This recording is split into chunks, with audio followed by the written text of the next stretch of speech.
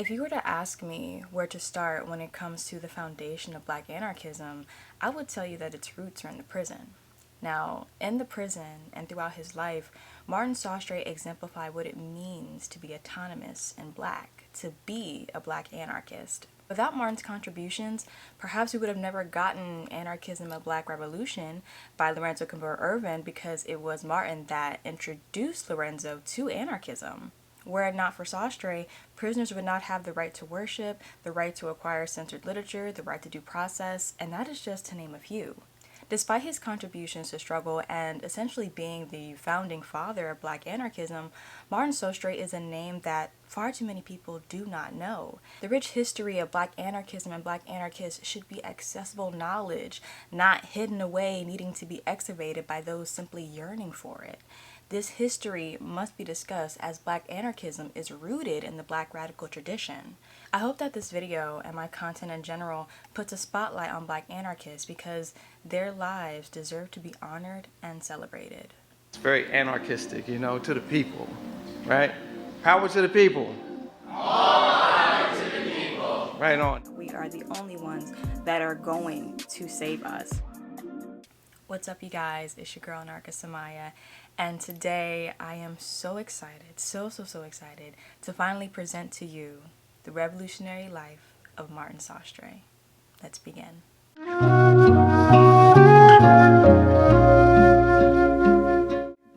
An oppressor can rule the oppressed only so long as the oppressed submit to his law voluntarily. Martin Ramirez Sostre was born March 20th, 1923 in East Harlem in a Black and Puerto Rican household. Now, growing up, Martin was exposed to a plethora of Black radical politics. He would spend a lot of time at Louis Michaud. Louis Michaud was a civil rights activist at this time. He would spend a lot of time at the National Memorial Bookstore on 125th Street. Michaud permitted customers with little to no money to just sit in the store for hours and hours and just read and just pretty much vibe out. And this would actually be a blueprint that Martin would utilize later on in his life. I can only imagine how exciting of a time this was because Martin was coming of age during a moment where Black thinkers, activists, and speakers were making sure that their voices were heard. This would serve as a form of education for Sostre, along with his education, of the streets, because, Martin was in them streets a little bit, okay? Now, Martin did not finish high school. He dropped out in the 10th grade to support his family, and then at 19, he was drafted for World War II, then later dishonorably discharged due to a little tussle, a little altercation. Martin had quite a few encounters with the law, and in 1952, that would culminate to him being arrested, charged with drug possession, and sentenced to 12 years in prison.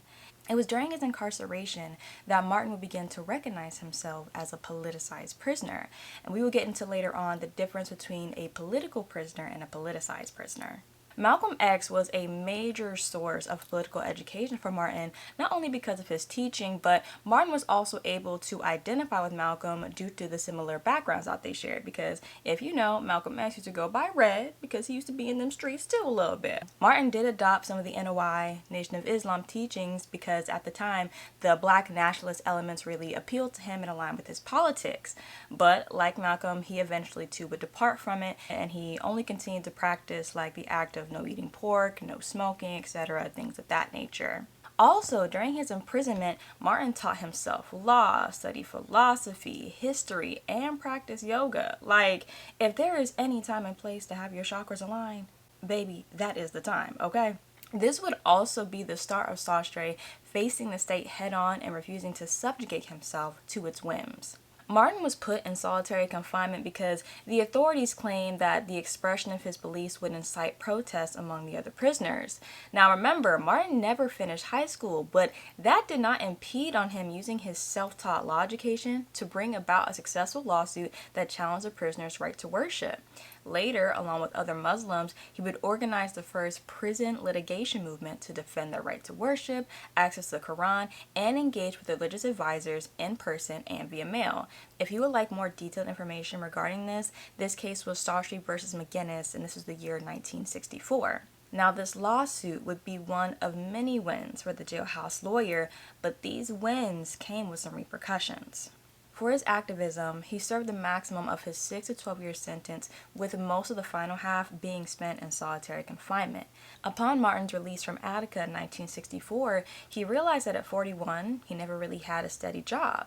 So this led to a journey of what I like to call self-reinvention, and also this would lead to him implementing the blueprint he witnessed years ago on 125th Street.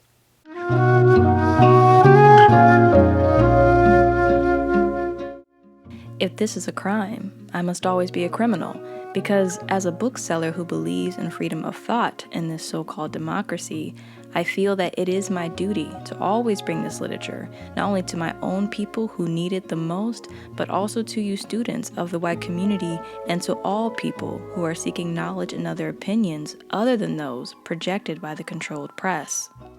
After being released from prison, Martin moved to Buffalo, New York, and got a job at the Bethlehem Steel Plant.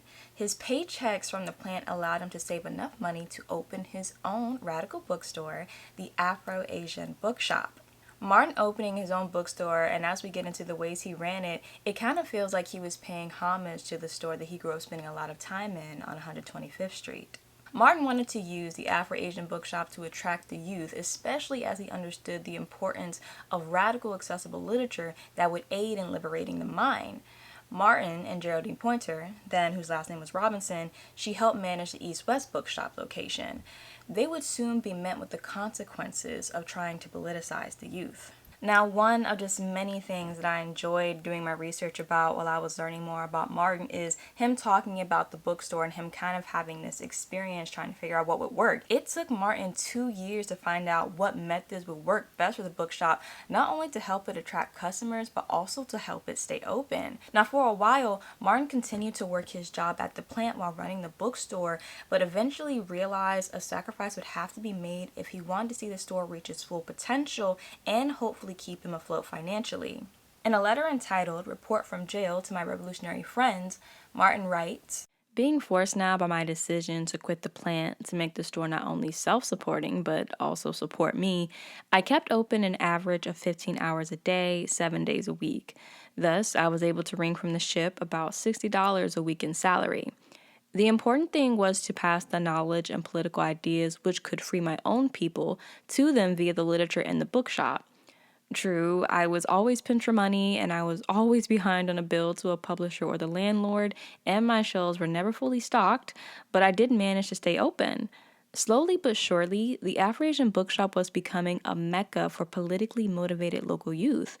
Also, people from Rochester, Syracuse, Lackawanna, Erie, and Toronto came to obtain literature which was unattainable in those cities." The Afro-Asian Bookshop, in my mind, just seemed to me like this beautiful black fusion with anarchist, communist, black nationalist books lining the shelves, jazz music being played from large speakers, and vinyls just waiting for eager hands to pick them up. Culture and revolutionary politics were not separate in this safe haven for the youth. Martin would allow them to read and fellowship for hours, no purchase necessary. While uprisings took place in the streets, the youth and dissenters found refuge here. Garrett Felber mentioned in an interview that, according to Sostre, a group of anarchists used the store as a meeting place to discuss what was happening right before their eyes. Martin reflected on this saying, quote, "The full impact of how beautifully fulfilling anarchism is didn't hit my consciousness till the long hot summer of 1967, unquote. The Afro-Asian Bookshop would soon prove to be a building that, even without its owner present, the radical spirit and consciousness cultivated there would go beyond the typical brick and mortar. Because stores may shut down, but revolution always stays open, baby, okay? Martin states during the frame-up documentary how there were quite a few instances where authorities would come into the store and question why he was selling these types of books. Yeah, well, I had a couple of visits, one from the FBI, and one from the, I don't think they were state police that come in and looked over the literature and asked me how come. I said, "You're looking for trouble. Why you want to sell this type of stuff?" You know, I said, "Because I have a constitutional right to sell this kind of stuff." You know, he said, "Well, you can get better stuff to sell than this communist stuff." I says, "Look, I have a constitutional right to sell this, and nobody determines what type of books I sell." He Said, well, if you're looking for trouble, it's all right with you, and they walked out. These unwelcome pop-up visits made it very clear that there was a risk involved with even providing people with liberatory tools, but Martin refused to let these threats hinder him from doing the work he knew was necessary. And let's be very clear here, the authorities were aware of Sostre's prior offense back in 1952, and it is evident that since the state could not find anything to incriminate Sostre and his bookshop, they would create something.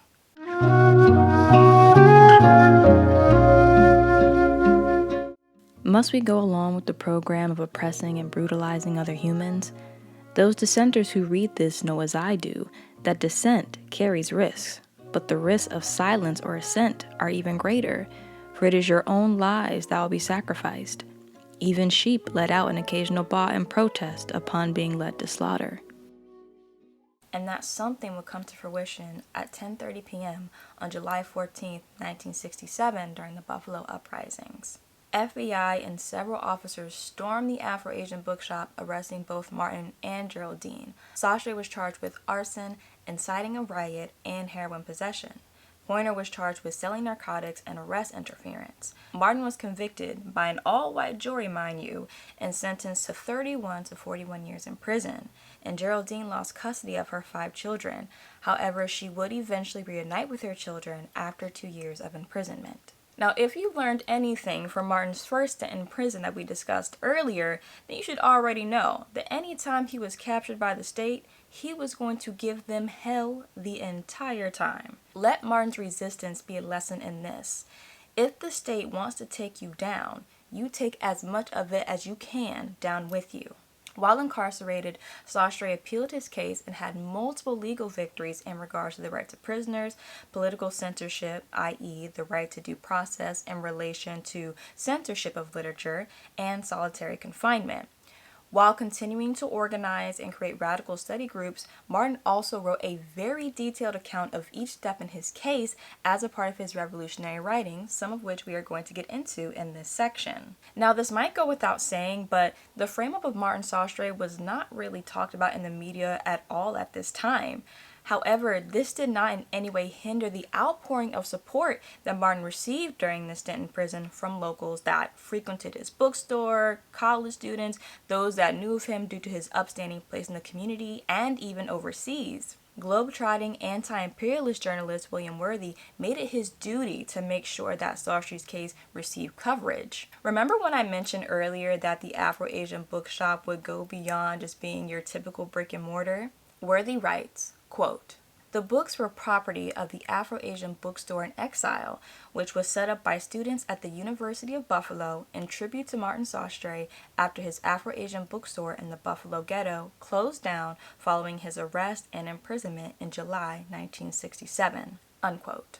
The money the students made from this pop-up bookshop went towards Martin and his legal defense team. Now, let's dive into just a few of Martin's writings during the 1967 frame-up. October 3rd, 1967. I have been in jail now for 3 months, which is too long to sit idle while the police prepare to lynch me.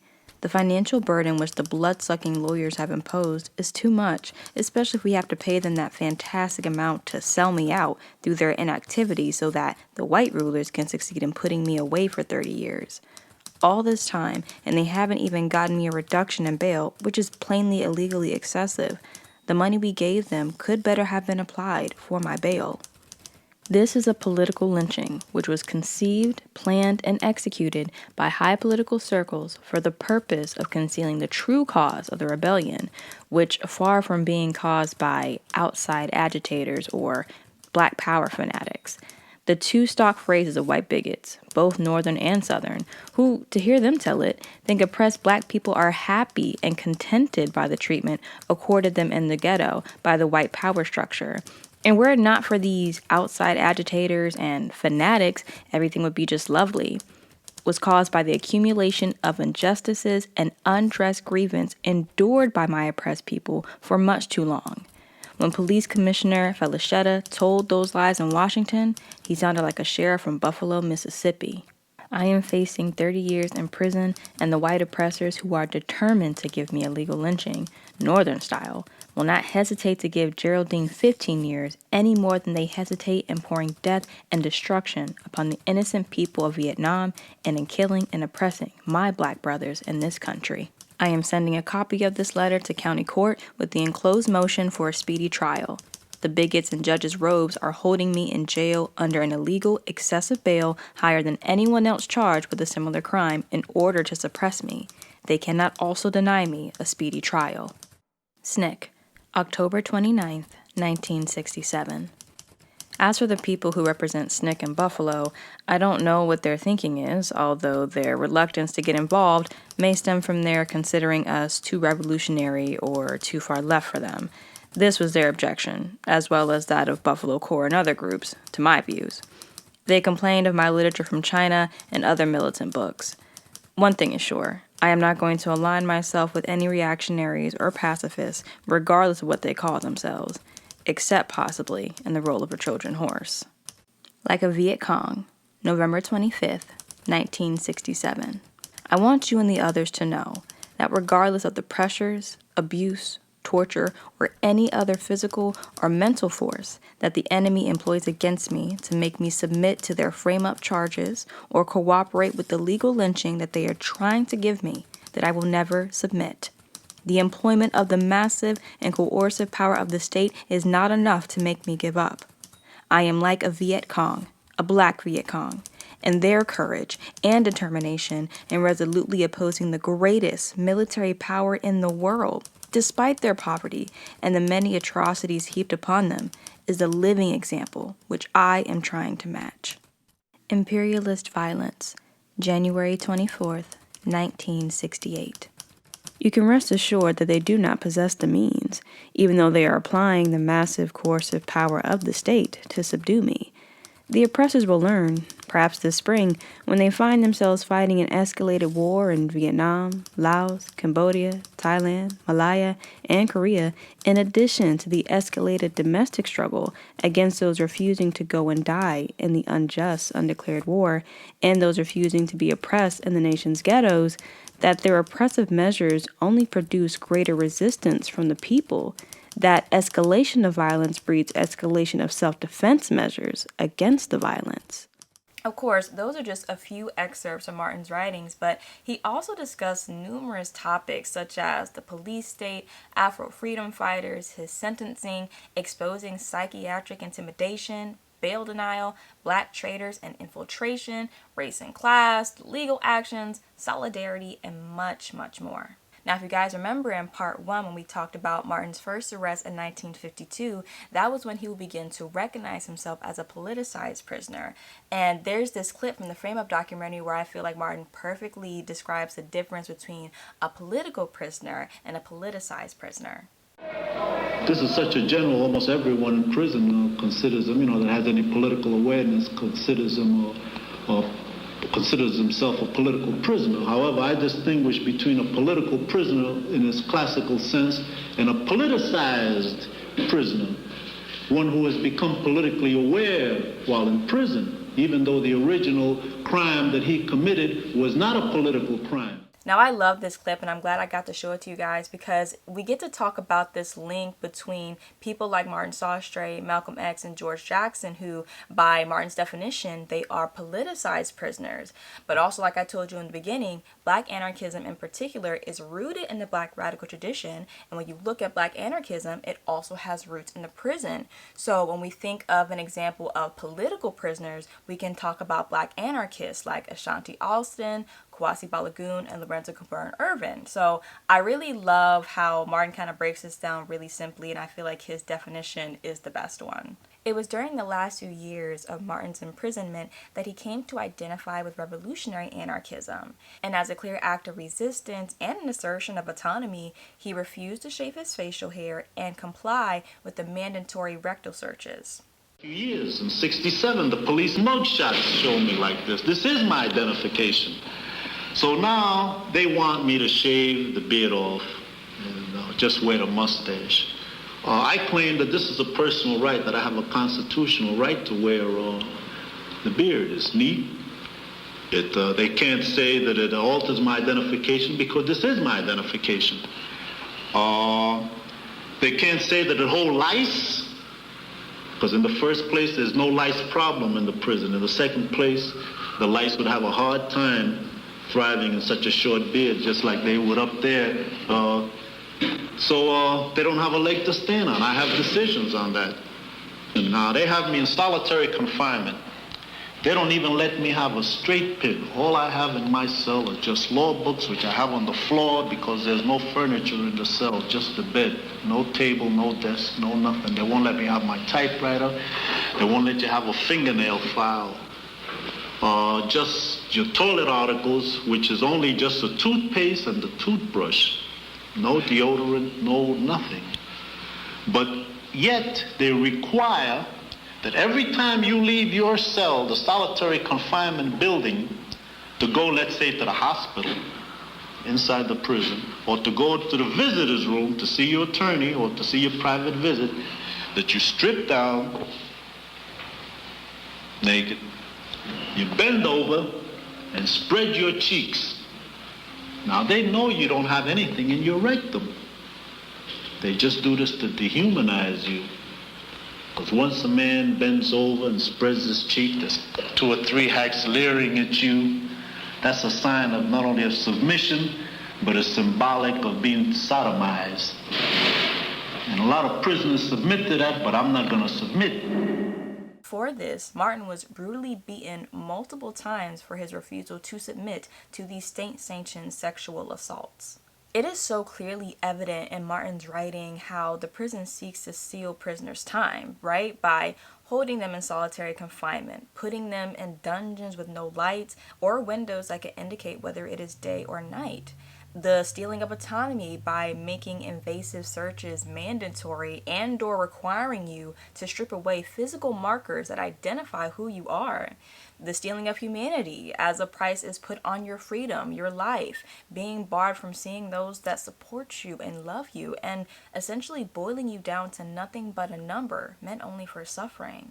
Martin's writings give credence to how painstaking the legal processes of prison are. Every motion, file, appeal comes with a waiting period with no guarantee of the desired outcome.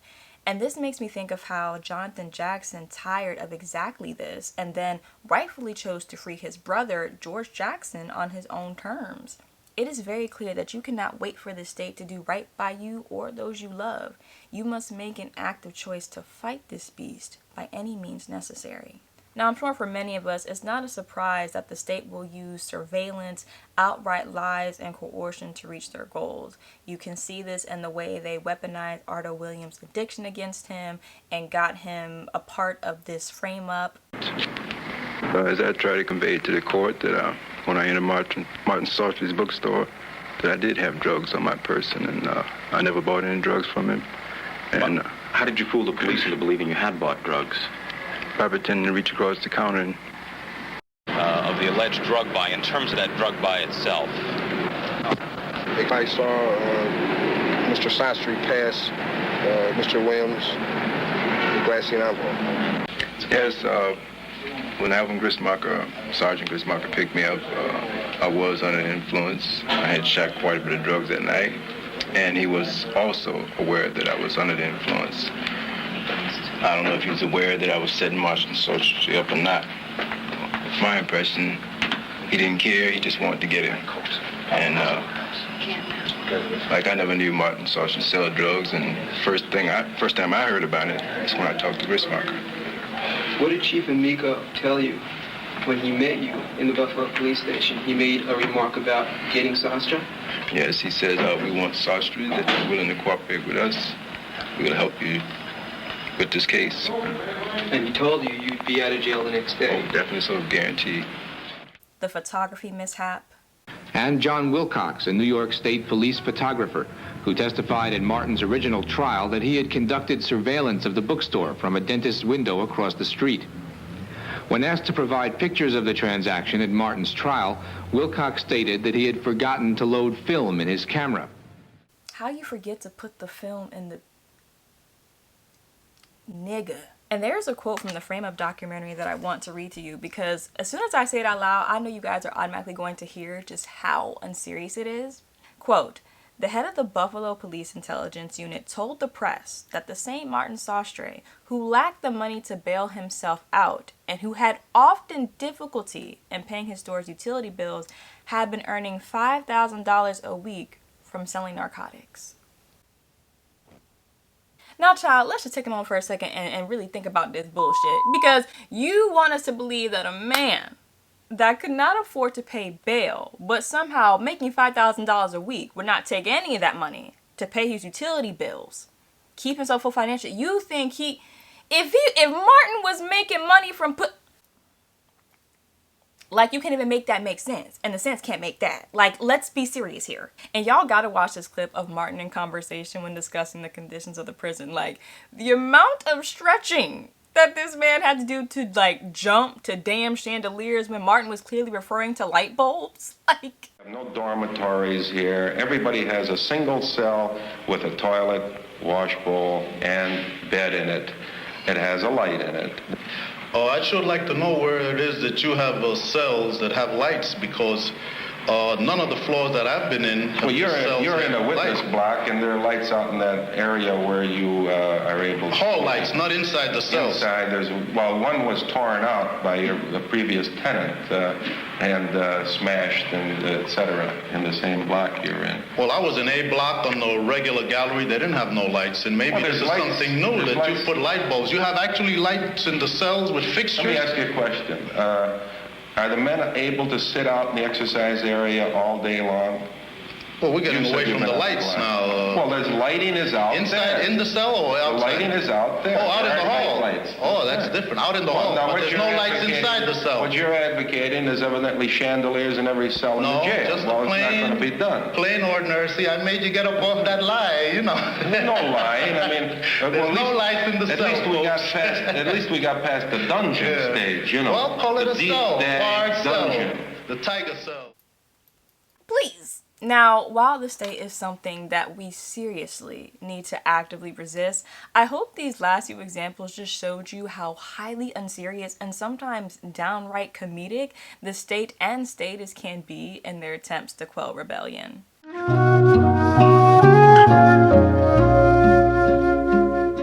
Anarchism is the spontaneity of the people. This is a natural thing, not something you have to ponder too much.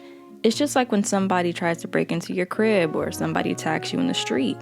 There is a natural response to oppression, to aggression. This is a natural response which is inherent in the mechanism that all of us have for survival.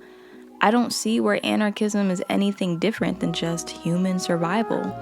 It's the natural response with which all of us are endowed, but which has been dampened by society, by the state, to make it appear that it's a bad thing, that you should not respond in this manner, and that you should respond according to some pattern those others set out for you. Finally, on Christmas Day in 1975, it brought forth the best gift Martin Sostre more than deserved. His sentence was finally commuted after being named a prisoner of conscience by Amnesty International and the ardent support of several defense committees both locally and globally. And in true Sostre fashion, Martin continued to organize after being released from prison. He began a daycare and after program for young teens, organized tenants in Upper West Side Manhattan, formed a block association with other buildings, and with the purchase of a few abandoned buildings, hosted construction workshops for the youth. Martin passed in 2015, but Geraldine Pointer Robinson is still alive and well at 81 years old. She is one of the first Black women political prisoners, so it is imperative that people know her name and story as well. There is a campaign currently going on to exonerate her, so links to the campaign, petition, and Instagram are all linked down below, as well, of course, as always, all my sources are in the description box as well. I mean, what else is there to say? Martin Sostre, loving father and husband, brilliant anarchist thinker and abolitionist, radical bookseller and community organizer, the atypical yogi, the self-taught prison lawyer. He lived a life so expansive that no book, no video or documentary could ever fully encompass its layers, complexities, and struggles. Regardless, we will fill the internet, libraries, books, and articles with his name. Martin perfectly embodies what it means to practice your politics daily, to move from theory to practice. His refusal to never allow the state to strip his autonomy exemplifies the beauty of resistance in the midst of oppression. Though there are still many that do not know his name or the rich history of his life, Black anarchists like myself, both past and present, are impacted by his work. Sostre's unbroken spirit of resistance will forever live on in the hearts of those that seek liberation, now, today, and forever. Happy birthday, Martin. Thank you for showing us Black anarchism personified. You are honored, celebrated, loved, and dearly missed. The prisons are no longer prisons, they're facilities, correctional facilities. I understand they want to change the name of this joint.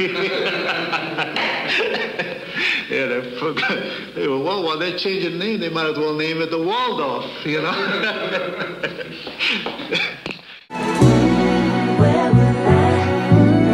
It's not the destination.